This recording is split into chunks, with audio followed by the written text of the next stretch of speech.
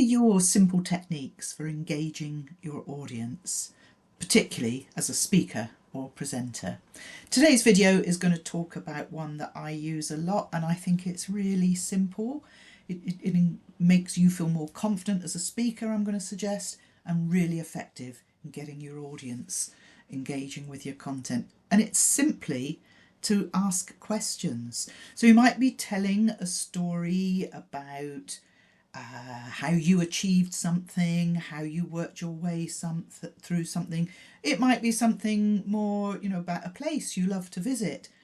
But when you've told the story, you then pause for a second and say, what about you? Where are your favourite places to visit? What's your story of resilience or challenge? What are the mountains that you want to overcome in your life? Just reflecting back on the theme that you've just been talking about and actually inviting them to apply it to themselves. It may seem really obvious, you think, well, surely they'll be doing that.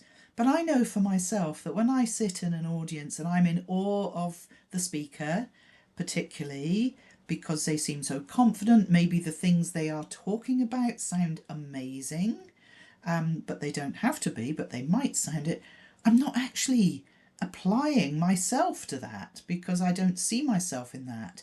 But if that speaker then turns around and says, so what are the things where you've amazed yourself, where you've done something out of your comfort zone? Of course I've got stories like that. I might not want to share them with this amazing person on the stage who has done something way beyond what I would ever want to do, but it's just a reminder to me that I have moved out of my comfort zone. I do have my favourite places. So it's a very, very simple technique. And I'm not a neuroscientist, but I understand that the brain can't help but search for an answer. So it will help your audience put themselves into the story, which has the double advantage that they're then in your story, they're that bit closer to you and what you're leading them towards.